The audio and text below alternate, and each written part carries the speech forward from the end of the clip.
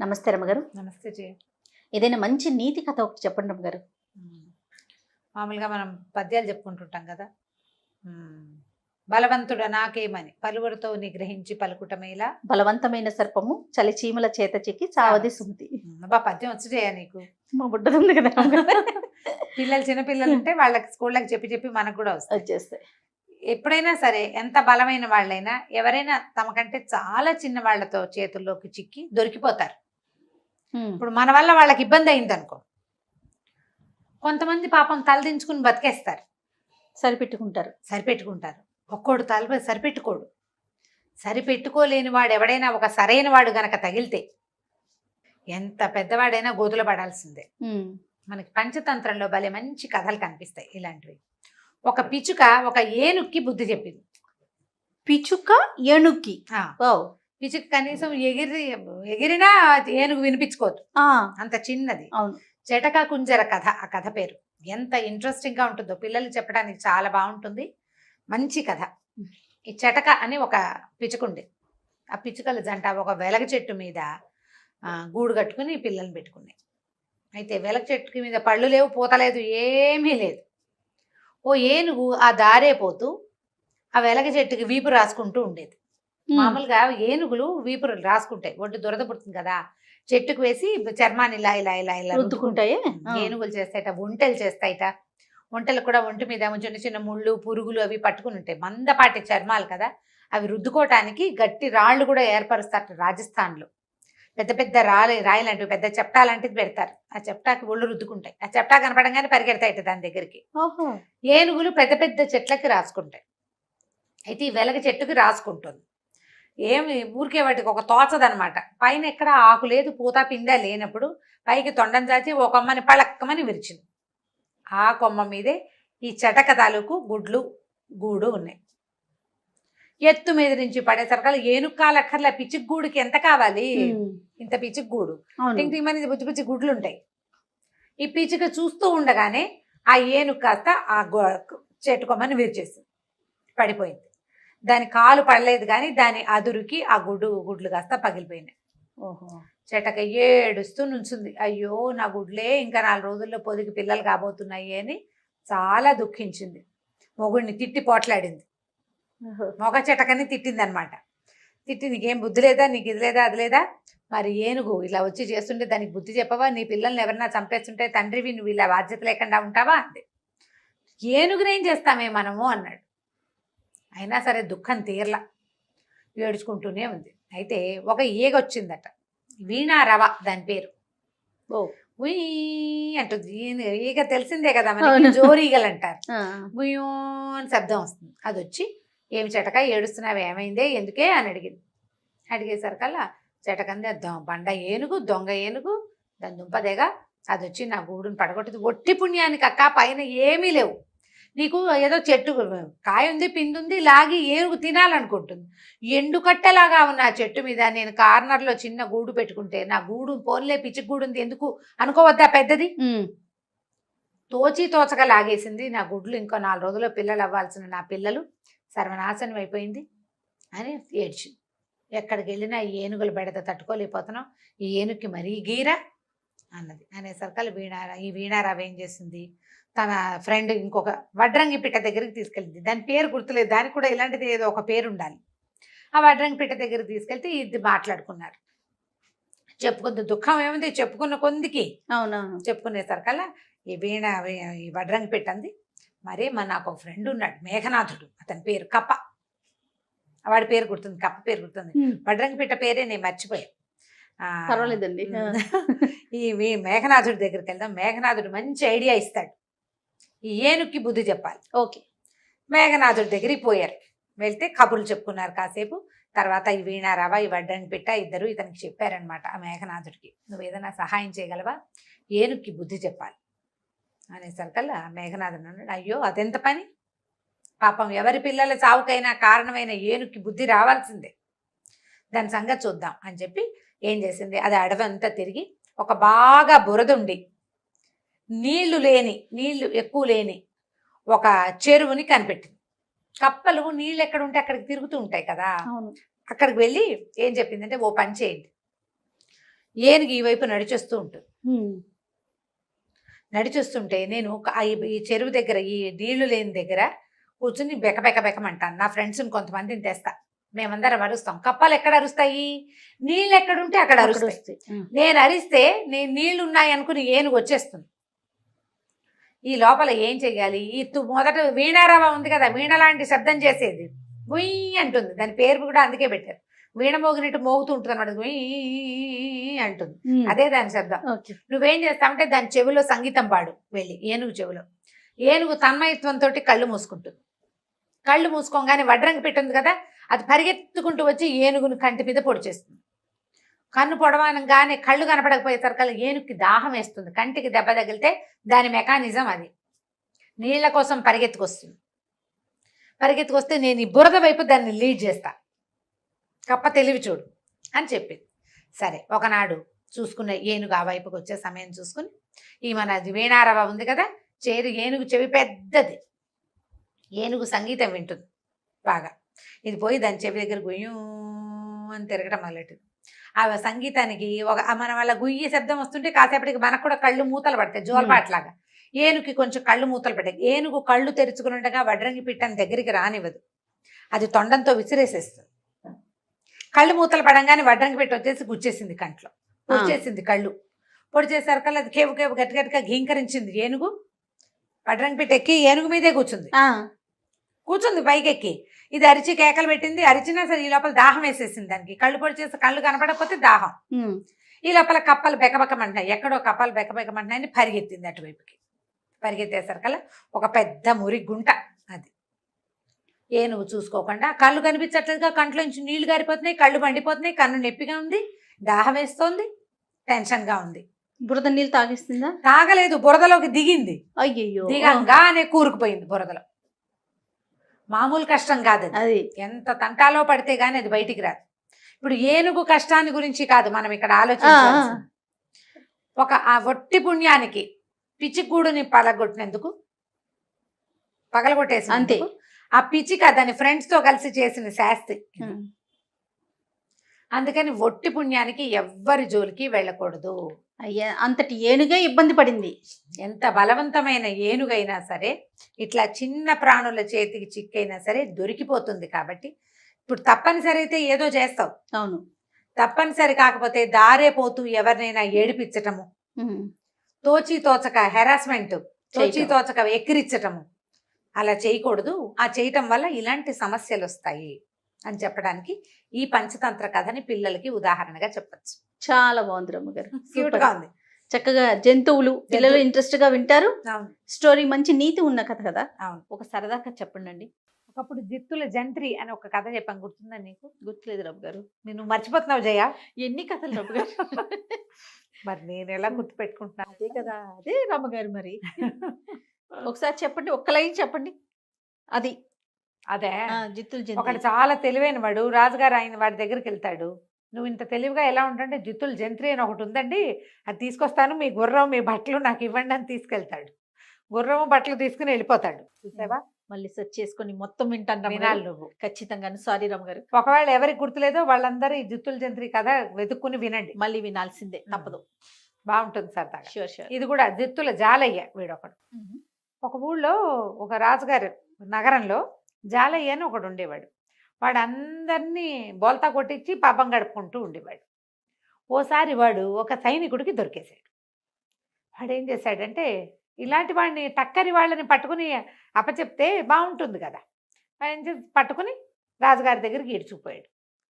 రాజు అన్నాడు, ఏమిట్రా వీడు దొంగతనం చేశాడా, దోపిడీ చేశాడా, ఏం చేశాడు, ఎవరైనా మోసం చేస్తే? వీడు జిత్తులు మారండి, జిత్తులు జాలయ్య వీడు, అప్పుడెప్పుడో వాళ్ళప్పుడెప్పుడో చెక్కు మార్చారు, ఇలా ఒక 5-6 విషయాలు చెప్పాడు. అవునవును, వాడెవడో టక్కరి వాడు అనుకున్నావు, వాడు వీడేనా అన్నాడు. పెద్ద చేసిన మోసం లేదు, 10 రూపాయలు, 8 రూపాయలు, 25 రూపాయలు, 15 రూపాయలు, ఆ పూట భోజనము, ఓ 2 గుమ్మడికాయలు, 4 సొరకాయలు, అలాంటి వాటి కోసం వాడు అవతల వాళ్ళని బోల్తా కొట్టి కొట్టేస్తాడు. అది ఒక్కటనుకో ఎవరికీ తెలీదు. కానీ ప్రతి ఊళ్ళోనూ 10-15 అవుతున్నాయి అనుకో, ప్రతి సందులోనూ 4 అయితే కొన్నాళ్ళకి ప్రచారంలోకి వస్తాయి. అట్లా ఈ జాలయ్య ప్రచారంలోకి వచ్చేసాడు. జిత్తుల జాలయ్య వాడి పేరు. మహానక్క జిత్తుల వాడు వీడేనండి అని చూపించాడు. రాజుగారు అన్నాడు, ఏమిటో అంత తెలివి నీకు? అట్లా ఒకళ్ళు కాదు, ఇద్దరిని కాదు, ఏదైనా పని చేసుకోవచ్చు కదా. ఇట్లా జిత్తులు మారితనంగా ఉండి నువ్వేం సాధిస్తావని రాజు కేకలేశాడు. వాడు అన్నాడు, ఏదో ఒక దాన్ని పెట్టుబడి పెట్టుకుని బతకాలి కదా బాబయ్య, నా తెలివిని పెట్టుబడి పెట్టుకుంటున్నాను నేను అనేసరికి రాజు అన్నాడు, అవును నువ్వు చేసినవి చాలా నాకు ఇంట్రెస్టింగ్గా అనిపించాయి. సరే ఇప్పుడు ఏమిటంటావు చెప్పు. జైల్లోకి వెళ్తావా, శిక్ష ఇంకేదైనా కొరడా దెబ్బలు అవి తింటావా అనేసరికి వీడు, బాబు జైల్లో ఉంటే నాకు తిండండి, మా ఇంట్లో తిండి అది కుదరదు. దెబ్బలు తినడానికి నేనంతా సత్తా ఉన్నవాడిని అయితే కష్టపడి పని చేసుకునేవాడిని కదా, ఇట్లా కాదండి ఇంకో మార్గం చెప్పండి అన్నాడు. రాజు అన్నాడు, సరే నీ తెలివితేటలు పరీక్షిస్తా, నీకు ఒట్టి నక్కజిత్తులేనా అందులో నిజంగా తెలివి ఉందా చూస్తాను. 3 పరీక్షలు పెడతా. 3 పరీక్షల్లో నువ్వు పాస్ అయితే నీకు ఏదైనా ఒక సందో రోడ్డో రాసిస్తా, అక్కడ సంపాదించుకుని బతుకుదు కానీ ఈ జిత్తులు మాత్రం నువ్వు మానేయాలి అంటే వాడు ఒప్పుకున్నాడు. ఒప్పుకుంటే ఈయన ఏం చేశాడు, ఆ జాలైన వెంబడి పెట్టుకుని మేడ మీదకి తీసుకుపోయాడు. దూరంగా ఒక రైతు పొలం దున్నుతుంటే నేను అన్నాడు, ఆ రైతు నేను రోజు సాయంకాలం పూట 3 గంటల వేళ నిద్ర వస్తుందని పడుకోకుండా ఇక్కడ వచ్చి నుంచుంటా. వీడు రోజు దున్నుతో కనబడుతున్నాడు, చూస్తూ ఉంటా నేను. ఆ పొలం వాడిది. దున్నుతాడు, ఏదో చేస్తాడు, కొన్ని రోజులు గాయపిస్తాడు, మళ్ళీ ఏవో నీళ్లు పెడుతుంటాడు. వాడు ఒక్కడే పని చేసుకుంటాడు. ఓకే, పనే వాడికి, ఇంకో రెండోది లేదు. నువ్వు వాడికి తెలియకుండా వాడిని మోసం చేసి వాడి ఎద్దులు 2 కొట్టేయాలి. దొంగతనం జరిగినట్టు వాడికి అర్థం కాకూడదు, నువ్వేం చేస్తావో చేయమన్నాడు. అనేసరికి సరేనని ఒప్పుకున్నాడు. వెళ్ళాడు. వెళ్తే అసలు ఆ రైతు తలకాయ తిప్పడు, ఎవరికేసి చూడ్డు, మాట్లాడు, నవ్వడు. పని తప్పిస్తే రెండోది చేయడు. వీడేం చేశాడు, జాలయ్యకి మంచి కంటెంట్ భలే స్వీట్గా పాడేవాడు. అయితే ఏమైంది, ఆ పక్క పొలంలో చెట్ల చాటును కూర్చుని సన్నగా పాడడం మొదలుపెట్టాడు. ఈ పని చేసే వాళ్ళకి ఓ చిన్న పాట అవి వినపడితే ఆసక్తికరంగా ఉంటుంది. ఆయన నిశ్శబ్దంగా ఉన్నాడు కదా, పాట మధురంగా వినపడుతుంటే కాస్త తాదాత్మ్యం వచ్చింది అందులోకి. పరవశించిపోయాడు ఆయన, ఎంత బాగా పాడుతున్నారు అని చెప్పి. అది దాని మీద ఉన్నాయి కదా, ఈ మన తవ్వే దాని మీద ఏమంటారు దాన్ని, నాగల మీద ఉన్నాయి గొడ్లు ఎడ్లు, వాటిని వదిలిపెట్టి ఆ పాట వస్తున్న వైపుకి వెళ్ళాడు. ఎవరో ఉన్నారు, మనిషి ఎవరో చూద్దాము అని చెప్పి అటు వెళ్ళేసరికల్లా వీడేం చేశాడు, చక్కమని ఇటు వచ్చేసాడు.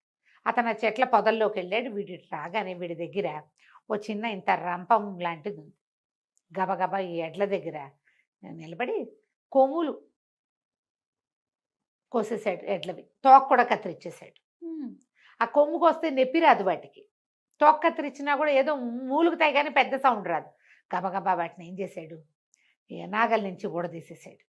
ముందు నిలబడి ఉన్నాయి, కోసేశాడు కొమ్ములు. ఆ కొమ్ముల్ని పక్కగా ఒక చోట కాస్త బురదగా ఉన్న చోట పాతి పెట్టాడు. తోక కూడా కనపడేలాగా పెట్టాడు. ముందు కొమ్ములు కొంచెం దూరంగా తోక, అది ఎట్టా కనపడుతుందంటే ఒక ఎద్దు ఆ బురదలో దిగబడిపోయినట్టు కనపడేలాగా పెట్టేశాడు. పెట్టేసేసి ఈ 2 ఎడ్లని 2 చరుపులు తెచ్చి తోలేశాడు అడవిలోకి, పక్క పొలాల్లోకి తోలేసేసారు. కల్లా ఆల్రెడీ తోక కత్తిరించబడి ఉంది కదా, ఓకే బాధగా ఉంది, బయటికి పారిపోయే ఛాన్స్ వచ్చింది, అవకాశాన్ని అవకాశం వెళ్ళిపోయింది. ఈ పాటగాడి కోసం అటు ఇటు తిరిగిన రైతు వచ్చే లోపల ఈ క్రియ చేసేసి మళ్ళీ ఇంకో పక్కకి వెళ్ళి నుంచున్నాడు. ఈ రైతు వచ్చాడు దగ్గరికి, చూస్తే ఏముంది, నాగలేమో ఊడదీసింది, ఎడ్లేమో లేవు. అయ్యో ఊడ తీసుకుని పోయినాయా, ఏ పక్కకు పోయినాయని అటు ఇటు చూస్తే పక్కన బురద గుంటలాగా ఉంది. ముందున్నదే వాళ్ళకి తెలుసు. మామూలుగా ఎడ్లు అవి వట్టల్లోకి దిగవు, చక్కగా సాఫీగా నడిచొస్తాయి. అవును. తను ఆశ్చర్యపోయి వెతుక్కుంటుంటే మన ఈ జుత్తులు జాల ఉన్నాడు కదా, వాడు అప్పుడే వస్తున్నట్టుగా మొహం పెట్టి, ఏంటన్నా వెతుకుతున్నావు అన్నాడు. నా గొడ్లు కనపడలేదు తమ్ముడు, ఇందాక ఇక్కడే ఉండాలి, 2 ఎడ్లు పొలం దున్నుతూ ఉన్నాను, ఎటుపోయినాయో ఏమిటో అంటే తను అన్నాడు, అదేంటి భూమిలోంచి వచ్చినట్టు కనపడుతున్నాయి, దిగబడిపోయినాయేమో చూడు అన్నాడు. వీడు పోయి కొమ్ములు పుచ్చుకుని లాగేసరికి కొమ్ములు ఊడి చేతిలోకి వచ్చాయి. పైన పాతి పెట్టినవి రావు, తోక పుచ్చుకుంటే తోక వచ్చేసింది. నేను నిర్ఘాంతిపోయి, అయ్యో లోపల కూరుకుపోయి కొమ్ములు ఊడిపోయినాయి నా ఎడ్లకి, ఇంకేం చేస్తాను, నా పొలం పని అంతా పాడైపోయిందని ఆ రైతు వెళ్ళిపోయాడు. దొంగతనం జరిగిందేమోనన్న ఊహ కూడా రాలా అతనికి. బురదలో దిగడిపోయినాయి అంతే అనుకున్నాడు పాపం. ఇంకేం చేస్తాడు, వెళ్ళిపోయాడు. ఆ మేడ మీద నిలబడి రాజుగారు ఇదంతా చూస్తూనే ఉన్నాడు. ఓరి వీడి తెలివి, వీడి దుంపదేగా అనుకుని, మన వల్ల కదా ఈ పరీక్ష అయ్యింది, అరే రైతుకి ఒక జత ఎడ్లు తోలండిరా అని చెప్పి ఓ జత ఎడ్లను తోలిచ్చాడు. కొన్నాళ్ళకి వాడి ఎడ్లు వాడికి దొరుకుతాయి. ఈ లోపల రాజుగారి వల్ల వాడు నష్టపోకూడదు కదా. సరే ఏం చేశాడు, బాగానే ఉంది. మళ్ళీ రాజుగారి దగ్గరికి వచ్చాడు. సరే రాజుగారు అన్నారు, భలే గెలిచావు, చాలా తెలివి నీకు. సరే, మనకి పంచకళ్యాణి గుర్రం ఒకటి ఉంది. అశ్వశాలలోకి వెళ్ళి దొంగతనం జరిగిందని అర్థం కాకుండా గుర్రాన్ని తీసుకురావాలి నువ్వు. ఓకే. అంటే తెస్తానండి అన్నాడు. ఈ ఫస్ట్ టైం చూసిన వ్యవహారం మీద రాజుగారికి పుట్టాడు అనుమానంగా ఉంది, అమ్మో వీడు సాధించేస్తాడని. అక్కడి అశ్వశాలలో వీళ్ళు ఉంటారు గుర్రం కాపలా వాళ్ళు, ఒరే ఇవాళ రాత్రి మన గుర్రం దొంగతనం చేయబడే అవకాశం ఉంది, మెలకుగా ఉండండి, గుర్రం జాగ్రత్త అని చెప్పాడు. వీడేం చేశాడు, అటు తిరిగి ఇటు తిరిగి ఒక సైనికాధికారి గారి ఇంట్లో చొరబడి, ఆయన వాళ్ళకి బట్టలు ఉంటాయి కదా సైనికాధికారి గారు, ఆ బట్టలు సంగ్రహించుకున్నాడు. సంగ్రహించుకుని రాత్రి బాగా 1 గంట 2 వేళ ఓ సంచి భుజాన్ని వేసుకుని సైనికాధికారి బట్టలతోటి వెళ్ళాడు. వీడు వెళ్ళేసరికి ఆయన నడిచొస్తున్నాడు, ఈ వేషంలో ఉండి నడిచొస్తున్నాడు. మొత్తం అశ్వశాలంతా దీపాలు వెలిగించున్నాయి, అందరూ సిద్ధంగా నుంచునున్నారు కర్రలు పుచ్చుకుని. ఇట్లా ఒకడు పంచకళ్యాణి మీద కూర్చుని ఉన్నాడు. ఈ గుర్రాన్ని ఎటా కొట్టేయటం, అక్కడి నుంచి సైనికాధికారి బట్టలు రాత్రిపూట మొహాలు ఏం కనబడతాయి, శిరస్త్రాణాలు ఉంటాయి. అబ్బా ఎంత బాగా ఉన్నారా మీరంతా మెలకుగా, సమయం గడిచిపోయింది, రాజుగారు చెప్పారు ముహూర్తం దాటిపోయింది, ఇంకా ఏమీ దొంగతనం అవ్వదు, ఏమవ్వదు, మీరు ఇంతవరకు కాపలా ఉన్నందుకు ఇదిగో మీ అందరికీ ఇదిగో ఈ బుడ్లు పంపించారని చిన్న చిన్న సీసాల్లో అందరికీ డ్రింకులు ఇచ్చాడు. అప్పట్లో కూడా మత్తు పానీయాలు ఉండేవి. అదే కదా. వీళ్ళందరూ తాగేశారు. సంతోషం పట్టలేక రాత్రి 1 గంటకు నిద్రలు ఇంకా కాయక్కర్లేదు కదా, 1 గంట 2 దాకా మెలకుగా ఉంటే ఊపిరి ఆడనట్టు ఉంటుంది, అది మంచి టైం కదా. 1 to 12 to 3 అద్భుతమైన నిద్రా సమయం మనిషి అన్నవాడికి. ఆవలించుకుంటున్నారు అక్కడికి పాపం. సరే అందరూ తలా ఒక బుడ్డి తాగారు. గడపలు దాటకముందే ఎవరి దారిని వాడు చొప్పకట్టల్లా పడిపోయారు. ఇది చక్కగా సైనికాధికారి బట్టల్లో గుర్రం వేసుకెళ్ళిపోయాడు మనవాడు జాలయ్య. వేసుకెళ్ళిపోయి తెల్లవారు దాకా అక్కడ ఇక్కడ తిరిగి తెల్లవారేసరికల్లా రాజుగారి దగ్గరికి తీసుకొచ్చేసరికల్లా ఈ అశ్వశాలకు కబురు చేస్తే ఆ రాత్రి దొంగతనం అవదని ఇంకేం అవదని చెప్పేశారు సైనికాధికారి వచ్చి. అందుకని మేమందరం పడుకున్నామన్నారు. గుర్రం ఎక్కడుంది, రాజుగారి ముందు నుంచి. ఆశ్చర్యపోయాడు, పొరిని ఇది కూడా బాగా చేశాడే, వీడికి ఆ సమయానికి ఏం చెయ్యాలో తెలుసు, టక్కరివాడు. సరే ఓకే, 3వ పరీక్ష పెడుతున్నాను నీకు, రాణిగారి వేలు ఉంగరం కొట్టేయాలి నువ్వు. రాణిగారి వేలు ఉంగరం అంటే ఏమిటి, అంతఃపురంలోకి వెళ్ళి ఆవిడ ఉంగరం పుచ్చుకుంటే ఆవిడ ఊరుకుంటుంది, అదే కదా, అరిచి గోల్ చేయదు, ఉంగరం పట్టుకో నీ ఇష్టం, ఆ తర్వాత నేను నేనేమి అన్నాడు. అన్నాక సరే బాగానే ఉంది. సాయంకాలం చీకటి పడ్డాక ఆ రోజు రాత్రి రాజు రాణి ఇద్దరు మేడ మీద కుర్చీలు వేసుకుని కూర్చున్నారు. కూర్చుంటే చెప్పాడు, ఏమే నీ ఉంగరం జాగ్రత్త, వాడు కొట్టేస్తాడు, వాడు 2 సార్లు ఇలాంటివి చేసేసాడు, 3వది చేస్తాడంటే ఇద్దరు భార్యాభర్త పక్క పక్కనంటే వాడు ఎట్టా వచ్చి ఆవిడ మీద పడి ఆవిడ ఉంగరం లాక్కోగలుగుతాడు. పైగా మెళ్ళో అయితే ఒక రకం, ఉంగరాలు తీసుకోవాలంటే చెయ్యి ఇవ్వద్దు, ఆవిడెందుకు ఇస్తుంది చెయ్యి. సరే ఇద్దరు చూస్తుంటే రాజుగారికి ఏం కనిపించింది, ఎవరో కింద నుంచి గోడ మీద నుంచి పైకి ఎక్కొస్తున్నట్టుగా కనపడింది. అప్పట్లో ఏం వీధిలో ఎట్లా ఏమిటి ఏమీ లేవుగా, ఏవో కాగడాలు అవి ఇవి వెలిగించుకునేవాళ్ళు. ఈయనేం చేశాడు, వంగి చూశాడు. చూస్తే పైకి కోట బురుజుకి, అంటే ఈయనుండే ప్రాసాదం తాలూకు బురుజుకి ఒక తాడేసింది, కింద నుంచి ఒక వ్యక్తి పైకి వస్తున్నాడు. ఈయన చూస్తూ ఉన్నాడు. ఆ వ్యక్తి దగ్గరకు వచ్చేదాకా వాడు ఇట్లా తాడు పుచ్చుకుని పైకి వస్తున్నట్టు కనపడతాడు. దగ్గర దాకా రాగానే ఈయన ఏం చేశాడు, అక్కడ బరిసెలు లాంటివి ఉంటాయి కదా, బరిసె మొనవైపు తను పట్టుకుని కర్ర వైపుతోటి ఆ మనిషిని ఎట్లా కొట్టాడు. పై మేడ మీద 4వ అంతస్తు మీద నుంచి పడితే ఉంటాడు ఎవడైనా, పడిపోయాడు వాడు. ఆ పడిపోయాడు, ఏదో కెవ్వమన్న కేక దబ్బమన్న మోత వినపడ్డాయి. ఇంకేమిటి జాలై పడిపోయాడు, వాడు ఇప్పట్లో లేచురాడు. సైనికులు ఎవరో చూసుకుంటారు వాడి సంగతి, వాడేం సచ్చేంబడు, కాళ్ళు చేతులు విరిగిపోయి ఉంటాయి. అక్కడి నుంచి ఈయన అన్నాడు, ఏం పర్వాలేదు వెళ్ళి పడుకుందాం పదన్నాడు. రాజుగారు రాణిగారు వెళ్ళిపోయారు లోపలికి. ఆయన గది వేరు, ఆవిడ గది వేరు. ఆవిడ గదిలో ఆవిడ పడుకుని హంసతూలిక తల్పం మీద, ఆయన పోయి తన గదిలో పడుకున్నాడు. పడుకున్నాక ఏమైంది, ఇంతకీ అక్కడ ఏం జరిగింది, తాడు పుచ్చుకుని పైకి వస్తున్నారు కదా, జాలయ్య రాల. వాడు ఏం చేశాడంటే ఒక తాడేసి ఒక గడ్డి బొమ్మకి తన చొక్కా పంచా కట్టాడు. ఓహో.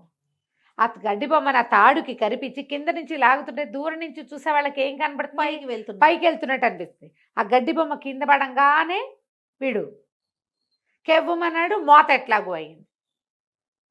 వాడు నిజానికి అసలు క్షణాల్లో మేడెక్కేశాడు. పక్క నుంచి మెట్లు ఉన్నాయి ఆ మేడకి. ఇది పడిపోగానే వాడి దారిని వాడు మెట్లు ఎక్కేశాడు. ఈ లోపల రాజు రాణి మాట్లాడుకుని ఎవరి గదుల్లోకి వాళ్ళు వెళ్ళిపోయారు. రాణిగారు అప్పటికే రాత్రి 12 అయింది. ఆవిడకి 9ంటికే పడుకునే అలవాటు. ఆవలింతలు వచ్చేస్తున్నాయి వాకిట గాలి కూర్చునేసరికి. మేడ మీద కూర్చుంది కదా, చల్లగాలికి నిద్ర రాదా? ఆవిడేమో నిద్రలో ఉంది. ఆవిడ లోపలికెళ్ళి కొద్దిగా గొంతు బొంగురుగా చేసి, ఏమే ఇంకా జాలయ్య రాడు, అయినా కూడా ఎందుకైనా మంచిది ఉంగరం నా చేతికి దాచిపెడతా అన్నాడు. ఆవిడ నిద్రలో ఉంగరం తీసి ఆయన చేతికి పెట్టింది. అదెవరు? జాలయ్యే. వాడు ఉంగరం వేలికి పెట్టేసుకున్నాడు. చటుక్కుని తప్పుకున్నాడు. ఇంతలో 10 నిమిషాల్లో రాజుగారికి రెండో గదిలో పడుకున్నాడుగా, ఆయనకి ఏమనిపించింది, ఒకవేళ జాలయ్య గాడు కాలు విరిగినా సరే ఏ కర్రో పట్టుకుని పైకి వస్తే అని చెప్పి ఈయన గబగబా లేచి సరభసంగా వెళ్ళాడనమాట, చకచక మోతలు చేసుకుంటూ. ఏమండి రాణిగారు, ఆ ఉంగరం నా చేతికి ఇవ్వండి, నేను దాచిపెడతాను, ఆ వాడు వచ్చేస్తాడేమో, వాడు ఒట్టి టక్కరి వెధవా అన్నాడు. ఆవిడ నిద్రలో, ఎన్నిసార్లు ఇస్తాను, ఆల్రెడీ ఇచ్చేసా కదా మీకు అని. అప్పుడు చూశాడు ఆవిడ వేడికి ఉంగరం లేదు. అమ్మ జాలయ్య కొట్టేశావురా అనుకున్నాడు. తెల్లవారేసరికల్లా ఉంగరం పుచ్చుకొచ్చాడు జాలయ్య. ఇదిగోండి మహారాజా అనగానే మహారాజు అన్నాడు, ఎంత తెలివోయి నీకు సానుకూలంగా పని చేసుకోవటం, దాన్ని గొడవ కానివ్వకుండా ఉండటం వచ్చు. సరే ఓ పంచి, ఊరికి ఉత్తరంగా ఉన్న వీధుల్లో ఒక వీధి నీకు ఇస్తున్నాం. ఆ వీధిలో 40-50 ఇళ్ళున్నాయి. ఆ దానికి అనుబంధంగా ఉన్న తోటలు దొడ్లు అన్నీ నీవే. అవి అద్దెకిస్తావో అమ్ముకుంటావో నీ పేరే పెట్టుకుని నువ్వు అక్కడ ఉంటావో ఉండు.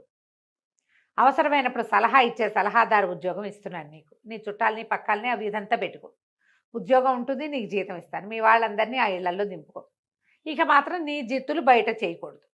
జిత్తులన్నీ రాజ్యానికి రాజుకే ఉపయోగపడాలని చెప్పి ఆ జిత్తులు జాలయ్య వీధి అని ఒక వీధి ఇచ్చి వాడికి ఆ వీధిలో పెట్టి గౌరవంగా ముంచుకున్నాడు. పాతకాలంలో ఇట దొంగల్ని దోపిడీదారులని రాజుగా ఉపయోగపడేలాగా జీతాలు ఇచ్చి ఉంచుకునేవాళ్ళట.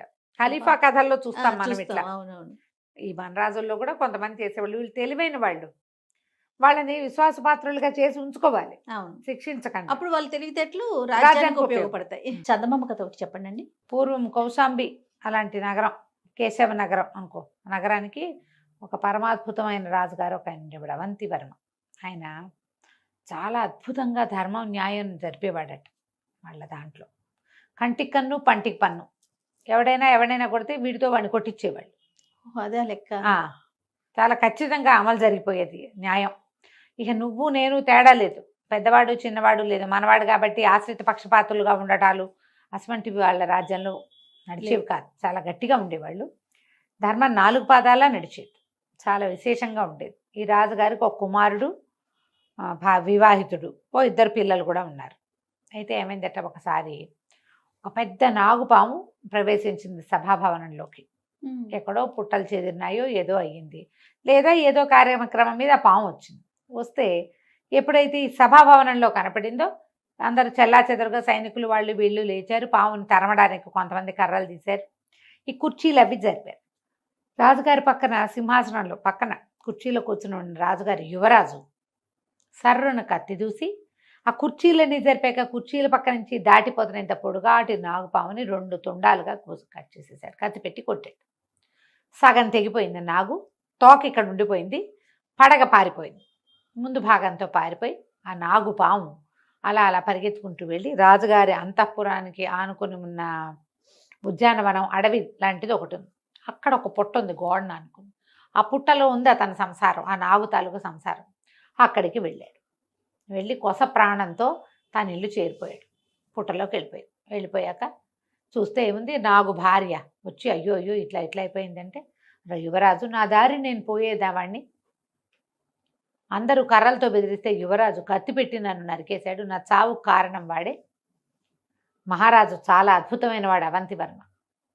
న్యాయ సూత్రాన్ని చాలా అద్భుతంగా అమలుపరుస్తాడు.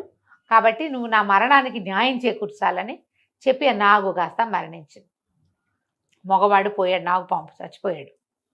ఈ ఆడ నాగుపాము ఉంది కదా భార్య, గోడును వెలిపించి ఎలాగైనా తనకి న్యాయం చేకూర్చుకోవాలని భావించి ఆ రోజు రాత్రి అంతఃపురంలో ప్రవేశించి తెల్లవారుతూ ఉండగా యువరాజు మెడకు చుట్టేసిందట. అయ్యో, చుట్టేసేసరికి అందరూ కేకలు పెట్టారు. పాముల వాళ్ళని పిలిచారు, సైనికులు కొట్టడానికి వచ్చారు. ఏం చేయాలో తెలియదు, మెడ చుట్టేసి ఉంటే పామును ఎట్టా తీస్తారు. అక్కడి నుంచి మీరంతా వాళ్ళని వీళ్ళని పిలవద్దు, మహారాజుని పిలవండి, నేను ఆయనతో మాట్లాడాలని ఈ నాగుపాము మానవ భాషలో చెప్పింది. పాము మాట్లాడుతుందని రాజుగారిని పిలుచుకొస్తే రాజు భార్య దీనంగా దుఃఖిస్తూ ఏం చెప్పిందంటే, నా భర్త తన దారిని తను పోతున్నాడు, అసలు ఎవ్వరికీ ఏ హాని తలపెట్టలేదు, దాటి వెళ్ళిపోతున్న నా భర్తని యువరాజు కత్తితోటి ముక్కలుగా నరికేశాడు, నన్ను విధవం చేశాడు, నా పిల్లల్ని తండ్రి లేనివాడిగా చేసేసాడు, నాకు న్యాయం చేయండి. మీ రాజ్యంలో ఉన్నదేంటి? కంటికి కన్ను పంటికి పన్ను, ప్రాణానికి ప్రాణం. నేను యువరాజు భార్యని విధవం చేయకూడదా? ఇప్పుడు ఇతను నన్ను విధవం చేశాడు, నాకు న్యాయం చెప్పండి అనేసరికి రాజు అన్నాడు, మేము మామూలుగా నేను ఒక్కడే న్యాయం చెప్పను, న్యాయాధికారులు ఉండాలి ఇక్కడ అని న్యాయాధికారులను పిలిపించారు. ఇద్దరు న్యాయాధికారులు సరేనన్నారు. కానీ మనకి రాజ్యానికి ఒక్క యువరాజు, ఏం చెయ్యాలో తెలియలే. వాళ్ళలో ఒక ఆయన అన్నాడు, దాందే ఉంది, యువరాజు తన నాగు భార్యని విధవం చేశాడు, యువరాజు భార్యని విధవం చేయొచ్చు, నాగుతోటి ఏమైనా చేయొచ్చు నువ్వని అనేసరికి ఆవిడంది, ఆ పాము అంది, ఆడపాము, ఎంత మాట చెప్తున్నారు మహానుభావ, చనిపోయిన నా భర్త ఎట్లా యువరాణిని విధవం చేస్తాడు? మీరు యువరాజును రక్షించుకోవటానికి ఈ మాటలు చెప్తున్నారు, న్యాయంగా చెప్పండి, మీరు చెప్పేది న్యాయం కాదు. అంతే, చనిపోయిన వాడు ఎట్లా చేస్తాడు? నేను మిగిలాను, నాతోటి చేయించండి ఏదైనా అనేసరికి సరే రెండో న్యాయాధికారి గుడ్లు వీళ్ళకి ఎట్లా వస్తాయి? భయం, అనుమానం, ఏం చెప్తే ఏం చేస్తుందో. మెడ చుట్టుకున్నది ఒక్క కాటు అందుకుంటే అది నిజానికి కాటేయచ్చు, కానీ న్యాయంగా అడగడానికి వచ్చింది. కాటు అందుకుంటే చేసేదేం లేదు, రాత్రివేళ కాటేసింది అనుకో వైద్య సహాయం అందక, కానీ అట్లా కాదు, ఇతను చేసింది అన్యాయం, దీన్ని న్యాయం చేయండి అని అడగడానికి వచ్చింది. రెండో న్యాయాధికారి మంచి తెలివైన వాడు, ఆయన అన్నాడు, అమ్మా తప్పకుండా యువరాజు వల్ల నువ్వు విధవయ్యావు, యువరాణి కూడా విధవ కావాల్సిందే, యువరాజు ప్రాణాలు నువ్వు తీసుకోవాల్సిందే, విధవం చేయవలసిందే యువరాణి నువ్వు. అయితే నీకు ఎంతమంది అమ్మా సంతానం అన్నాడు. నాగు భార్య తెగ దుఃఖిస్తూ దీనంగా 5 పిల్లలండి నాకు అని. సరే, యువరాణికి కూడా 5 పిల్లలైన ఉన్న విధవం చెయ్యాలి నువ్వు, యువరాణికి 5 సంతానము పుట్టాక వచ్చి కాటేసేయి నువ్వు, మేం కాదనం, ఇదే న్యాయం అని ఒక ఘోషణగా చెప్పారు. నాగు భార్యకి రాజుగారు మాటిస్తున్నారు, యువరాణికి 5 సంతానం కలిగాక ఆమెను విధవం చేసేందుకు నాగు భార్యకి హక్కు రాస్తున్నారు. ఎప్పటికీ యువరాజుకి 2 పిల్లలు. ఎప్పటికి వస్తుంది? ఎప్పటికైనా రావచ్చు, ఆ కాలంలో బర్త్ కంట్రోల్ లేదు కదా. కానీ ఆ తర్వాత పిల్లలు పుట్టాల రాజుగారికి. యువరాజుకి ఏమో పిల్లలు కలగలేదు. రాజుగారు చెప్పి నువ్వు ఎలాగో ఇట్లా ఇక్కడే ఉంటావు కదా, పుట్టలో అంతఃపురపు ఉద్యానవనం పుట్టలోనే ఉంటావు కదా, చూసుకుంటూ ఉండు, మేము కూడా కబురు చేస్తాం, నువ్వు ఇది కబురు చేయాలి, 5వ సంతానం పుట్టాక మీరు కబురు చేస్తే నేను వచ్చి యువరాజును కాటందుకుంటాను అని అడిగిందట. ఆ తర్వాత ఎప్పుడు యువరాజు యువరాణి పిల్లలతో కలిసి తిరుగుతూ ఉండేవారు. ఎప్పుడు 2 పిల్లలతోటే కనపడ్డారు, కానీ 3వ పిల్లతోటి కూడా ఆ పాము ఎప్పుడు చూడలేదు. చూసి తన పగ తీరకుండానే పాము ఎప్పుడో వెళ్ళిపోయింది. న్యాయ సూత్రం ఇట్లా అమలు చేశారు. 5 పిల్లల విధవ ఇది. మరి 2 పిల్లల విధవ ఎట్లా పనికొస్తుంది? 5 పిల్లల విధవే అవ్వాలి కదా. యువరాణి మనుషుల తెలివితేటలు చూపించారు. మనుషుల తెలివితేటలు అంతే కదా రమ్మగారు? అంతే. రమ్మగారు ఏదైనా మంచి చందమామ కథ చెప్తారా? పూర్వమట సింధు దేశంలో సుందరుడని ఒక కుర్రాడు ఉండేవాడు. వాడు ఏదో చిన్న పని చేసుకునేవాడు. అమ్మ నాన్న ఉన్నారు, కానీ ఏదో చాలా సామాన్యమైన కుటుంబం. వాళ్ళు ఉన్న ఊళ్ళ నుంచి ఎగువ సముద్ర తీరం వైపుకు వచ్చి అక్కడ ఏదైనా పని దొరుకుతుందని అక్కడ ఉన్నాడనమాట. ఏదో దొరికేది చిన్నది. పొద్దుటి పూట పనులు ఉండేవి. సాయంకాలం వాడు ఏం చేసేవాడు, రోజు ఆ సముద్ర తీరం, మనం బీచ్కి కొత్త వాళ్ళం అయితే భలే సరదాగా ఉంటుంది, రోజు సముద్రపు తీరంలో అలా వ్యాహ్యాళికి తిరుగుతూ ఉండేవాడు. తిరుగుతుంటే ఒకనాడు సాయంకాలము వాడు వెళ్తూ ఉంటే వాడికి ఎట్లా కనపడింది, ఈ సముద్రాలు అలలు వచ్చి అలలతో పాటు వస్తువులన్నీ అవి శంఖాలు చేపలు గీపలు వస్తాయి, కొట్టుకొస్తాయి, మళ్ళీ వెనక్కి వెళ్ళిపోతుంది. గవ్వలు వస్తాయి, ఎన్ని పీతలు గీతలు కూడా వస్తుంటాయి నీళ్ళలో. అయితే అలా వచ్చిన ఒక చేప అక్కడ ఉండిపోయింది. అది ఎట్లా అయింది, అక్కడ ఎవరో పిల్లలో లేకపోతే పెద్దవాళ్ళేనో ఇంత గుంట లాంటివి తవ్వారు. గుంటలు తవ్వితే కాసేపటికి ఇసుక వచ్చి పూడిపోతాయి. ఇది ఏకంగా ఒక మడుగులాగా అయ్యింది, పెద్ద గుయ్యి. ఒక చేప ఈ అలతో పాటు కొట్టుకొచ్చి ఆ మడుగులో కొట్టుకుంటుంది. అది ఎంత ఎగిరినా మడుగులోంచి పైకి రాలేకపోతుంది. బంగారపు రంగు చేప ఎంత చక్కగా ఉందో. వీడేం చేశాడు సుందరుడు, దాని దగ్గరికి వెళ్ళి అది అలతో పాటు పైకి ఎక్కడానికి ట్రై చేస్తోందని అర్థమే. పాపం సముద్రంలోకి పోవాలనుకుంటోంది.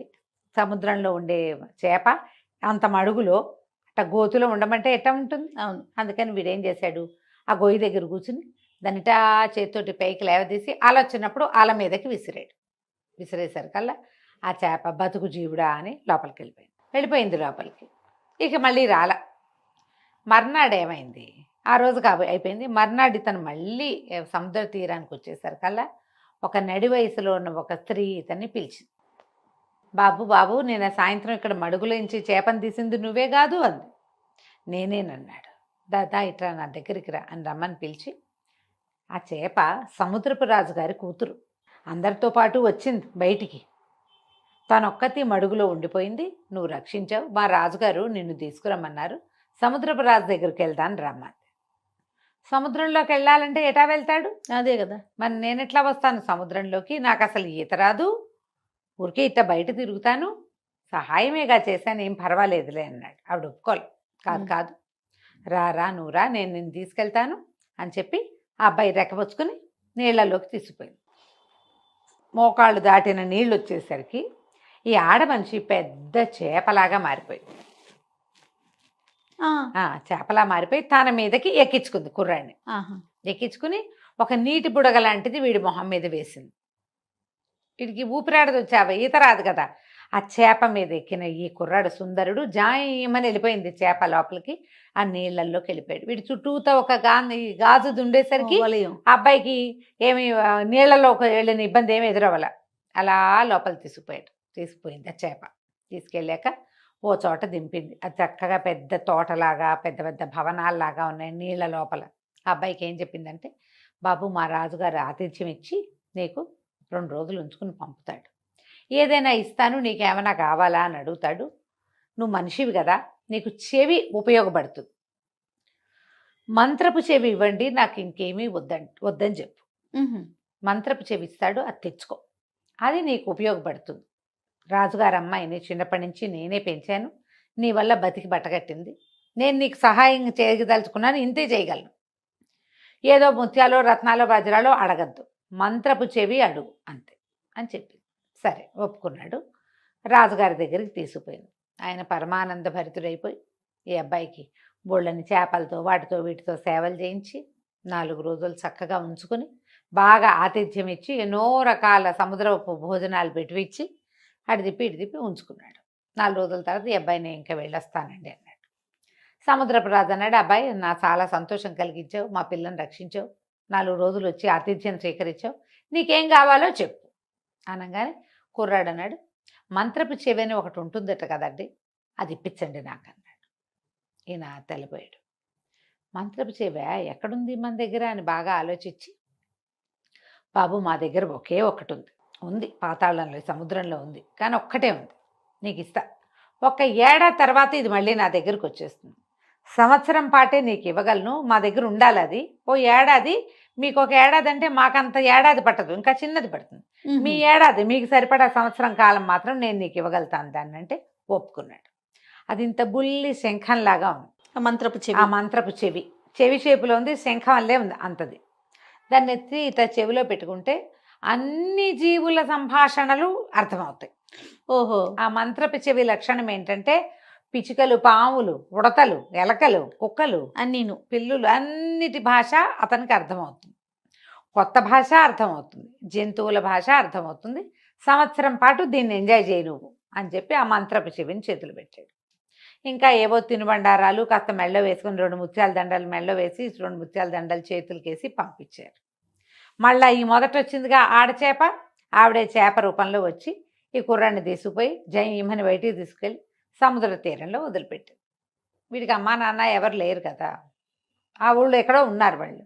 సరే వీడు మళ్ళీ పని చేసుకోవటం మొదలుపెట్టాడు. అయితే వీడు పని దగ్గరికి వెళ్ళేటప్పుడు ఒక వాగుంది అక్కడ. వాగుని దాటడానికి ఒక బండ లాంటిది పెట్టారు. అదెంత వాగు, సుమారుగా ఒక 2 అడుగులు ఉందనుకో. మామూలుగా 1 అడుగు ఉంటే మనం ఏం చేస్తాం, దాటేస్తాం. అవును. కొంచెం చిన్నపిల్లలు, పెద్దవాళ్ళు, గర్భవతులు, ఆడవాళ్ళు దాటలేరు కదా. కొంతమంది ఏం చేస్తారు, కొంచెం కాలిపడుగు మగపిల్లలు అయితే చేయమని ఒక జంపు ఇక్కడి నుంచి అక్కడికి జంప్ చేస్తారు.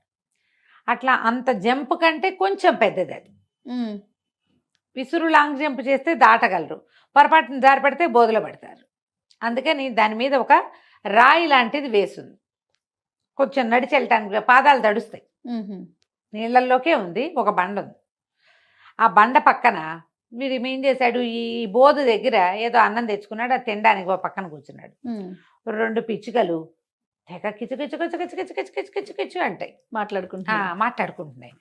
కిచకిచలాడుతుంటే ఏం మాట్లాడుకుంటున్నాయో విందామనిపించింది ఈ అబ్బాయికి. మన దగ్గర మంత్రపు చెవి ఉంది కదా, అదే కదా, వాడికి ఇట్లా రొంటిని పెట్టుకుని ఉన్నాడు. దాన్ని ఓడదీసి ఇట్లా చెవిలో పెట్టాడు. చెవిలో పెట్టుకుంటే ఆ పిచ్చుకలు ఏం మాట్లాడుతున్నాయి, ఆ బండ మీద పిచ్చి పెదవులు నడిచిపోతారు, బంగారపు బండ అని తెలియట్లేదే వీళ్ళు దుంపతేగా వీళ్ళకి, ఎన్నేళ్ళ నుంచో నడుస్తున్నారు దాని మీద నుంచి. అది బంగారపు పలక, ఆ బోధులో పడి ఉండి పైన అంతా పాచిపట్టి అది మట్టి దానిలాగా ఉంది, రాయల్లే కనపడుతుంది. ఆశ్చర్యపడిపోయి ఇది బంగారమా, ఆ చెవి తీసి జేబులో పెట్టుకున్నాడు. వెళ్ళి ఆ బోధ దగ్గర కూర్చుని దాన్ని పైన ఉన్న పాచి అంతా బాగా తోమేసి దాన్ని పైకి లేవతీశాడు. చూస్తే ఆ మాత్రం లావులో అంత పొడుగు, ఈ 2.5 అడుగుల క్రమంలో ఉన్న అటువంటి పెద్ద బంగారపు రేఖ అనమాట అది. అదే దిమ్మనుకో. ఆశ్చర్యపడి ఇంత బంగారమా, సరే అది తీసుకున్నాడు. తీసుకుని ఇంకేముంది, అందరూ ఆశ్చర్యపోయారు. ఈ అబ్బాయి ఏం చేశాడు, 2 తాటి కమ్మలు కట్ చేసి పట్టుకొచ్చి దాని మీద వేశాడు, నడవడానికి వీలు. ఈ దిమ్మ తీసేశాడు కదా తను. ఆ దిమ్మని తీసుకెళ్ళి సొన్నార్ దగ్గర పరీక్ష చేస్తే ఏముంది, ప్యూర్ గోల్డ్. ఏ కాలాన కొట్టుకొచ్చిందో అది ఆ బోధులోకి ఉండిపోయింది. ఆ రాయిగా దాన్ని వాడేసుకుంటున్నారు. చాలా సంతోషించాడు, జీవితం హాయిగా ఉంది. మరి ఎంత సంపాదించాడు మరి. అమ్మ నాన్న వాళ్ళకి వీళ్ళకి ఏవో కొంత పంపించాడు, పక్కనున్న దేవాలయానికి ఏదో కొంత బంగారం ఇచ్చాడు, కొంత బంగారాన్ని సొమ్ము చేసుకుని కులాసాగా ఉంటున్నాడు. అయితే ఏమైంది, రాజుగారింట్లో ఏదో ఒక హడావిడి నడుస్తోంది. ఆ ఊరు రాజుగారింట్లో కూతురికి అస్సలు ఒంట్లో బాగుండా. ఆ అమ్మాయి కోసం రోజు ఎవరో ఒక వైద్యులు వస్తున్నారు. ఇతను ఒక రచ్చబండ మీద కూర్చునేవాడు. ఆ వైద్యులు రాకపోక కనపడుతూ ఉండేది. ఎవరో ముసలి వాళ్ళు వీళ్ళు వస్తే వాళ్ళందరికీ ఏవో రొట్టెలు కొనిపెట్టి తినడానికి కొనిపెట్టి చేస్తూ రచ్చబండ దగ్గర కూర్చునేవాడు. రచ్చబండ పైన ఉన్న రావి చెట్టు మీద 2 కాకులు ఉన్నాయి. అవి తెగ కావు కావు కావు కావు కావు ఎంత అరుస్తాయో, ఎందుకు మాట్లాడుకుంటున్నాయో ఏం మాట్లాడుకుంటున్నాయో విందామనిపించింది. జనం ఉంటే అంత తట్టదు, ఒక్కళ్ళమే ఉన్నాం అనుకో అది కా అంటూనే ఉంటాయి. ఏమిటో దీనికి అగ్గోలా, అదేమిటో చూద్దామనిపిస్తుందా. జేబులోంచి ఆ మంత్రపు చెవి తీసి చెవులు పెట్టుకున్నాడు. పెట్టుకునేసరికల్లా ఆ కాకులు 2 మాట్లాడుకుంటున్నాయి. ఇంతమంది వైద్యులు వస్తారు, ఒక్కడికి తెలియట్లేదు. ఏ వైద్యం చేసినా పిల్ల ఏం బతుకుతుంది, పిల్ల బతకదు, ఆ పిల్ల చచ్చిపోవటమే ఎట్లాగూ అనేసరికల్లా ఇంకో 3వ కాకు వచ్చింది. అసలు దానికి చేసిన జబ్బేమిట్రా అన్న అసలు అని అడిగేసరికల్లా ఈ ముందు 2 కాకులు ఉన్నాయిగా, ఈ 2 కాకల్లో ఓ కాకి చెప్పింది, ఆ రాజుగారు నిరుడు ఇల్లంతా నేయిచ్చారు, బిల్డింగ్ అంతా గడ్డి పెట్టారు, అందులో ఆ గడ్డిలో ఒక పాము చిక్కుకుపోయింది. అది ఆ ఇంటి మీద ఉంది, ఆ ఇంటి పైకప్పు మీద. ఆ కప్పు మీద గడ్డి వేయబడిన పార్టు యువరాణి యొక్క గదిలోకి ఉంది. ఆ పాము ఆహారం లేక కృషించిపోయింది. దాన్ని ఏడుపు కొట్టి యువరాణికి జబ్బు చేసింది.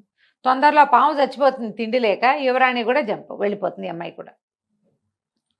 ఆ పాముని తీస్తే ఈ పిల్ల బతుకుతుంది అనేసరికి ఆశ్చర్యం వేసింది.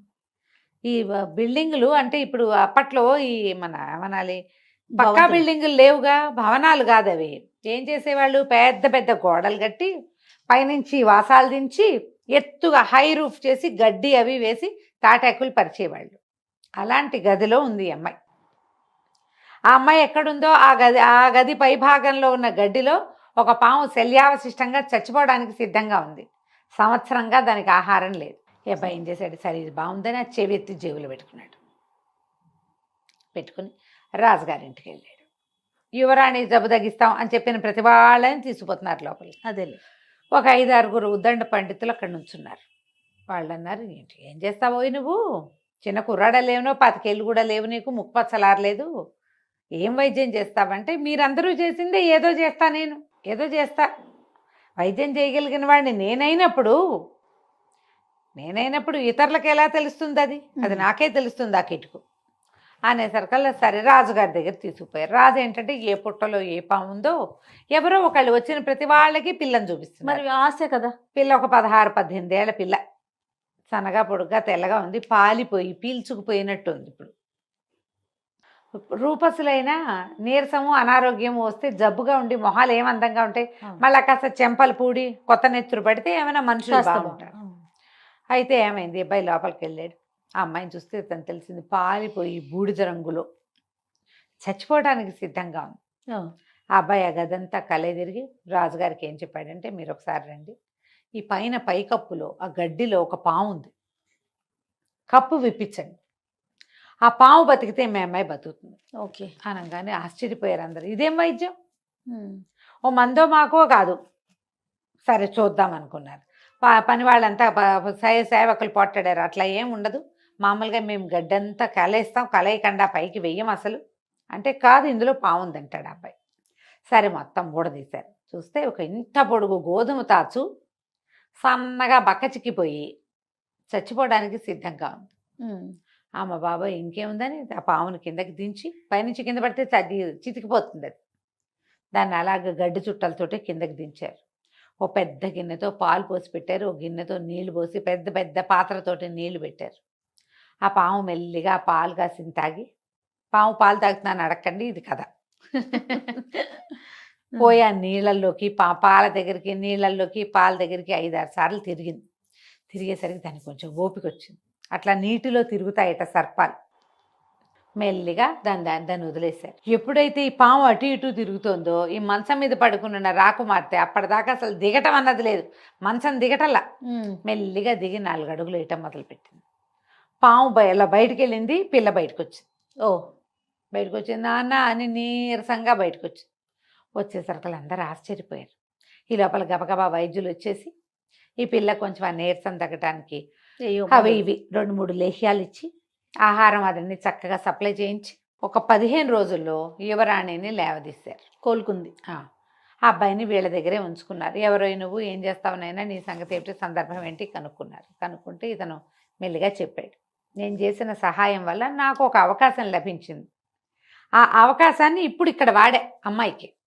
సరే ఆయన సంతోషించాడు. ఒక 4 నెలలు గడిచాక రాకుమార్తె పూర్తిగా నార్మల్ అయిపోయింది.